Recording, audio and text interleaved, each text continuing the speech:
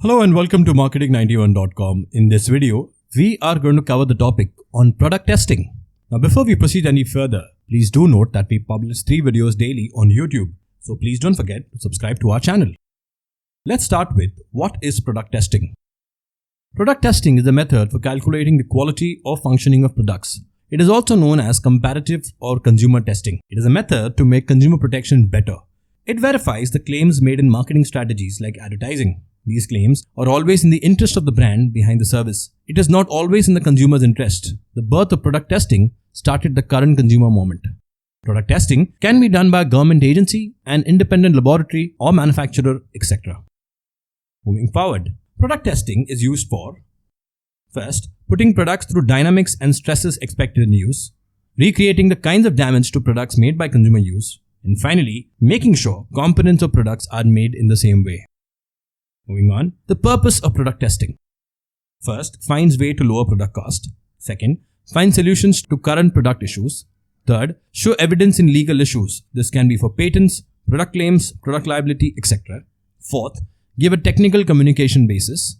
Fifth, provide validation for suitability for end use. Next, show standard data for another engineering quality and other scientific assurance operations. Seventh, testing has to see if product development is going according to plan and show concept proof. And finally, it has to be checked if the needs of a specification, contract or regulation are met. Next, let's look at the roles of different players in product testing. Customer organizations, industry and governments play an important role in product testing. Let's look at each one of them briefly. First, the role of customer organizations. The goal of customer organization is to stand for individual consumers against government and industry. Next comes the role of the industry. The role of an industry is to make products and services that meet industry standards. All large product industries have a trade organization attached. Their job involves marketing the industry and creating voluntary standards. And finally comes the role of the government. The popular role of government testing is to make laws for making products. The goal is to make sure producers properly describe their products. Governments introduce laws when an industry's voluntary system standard does not or is unable to find solutions. Government standards are usually stricter than normal standards. Their aim is to decrease hazards. Moving on, how product testing is applied. First, they make better products than rival. Second, check the possible threats from rival products. Third, monitor product grade from various factories. Fourth, decrease production formulation cost or processing strategies. Next, calculate how products age. These are known as shelf life studies. And finally, predict consumer approval of brand new products. Decide the best seller feature of ingredients if a profit goal or price point is fixed is the final conclusion. Next, product testing approaches. There are 2 approaches. The first one is called as the in-home usage test. According to this research, products are delivered to the relevant audience when the studies are made in customers' homes. Customers use the product in their residences. They share how they felt after and during the process. In-home usage test studies are made by mobile, online market research firms and platforms. The other one is called a central location test. In such studies, customers are employed to study in controlled environments. These environments are laboratories or malls. Customers come there to use products or share what they feel afterwards. Central location tests are done through conventional research companies. Moving on to product testing examples. The first by IKEA. Product testing is an important part of the developing process at IKEA, and all products are tested carefully in many different ways. There are 2 certified test labs, one in Olmot in Sweden and one in Shanghai. They have a combined test area of around 20,000 square meters. There are 250 full-time employees. They ensure that IKEA products last long and are safe.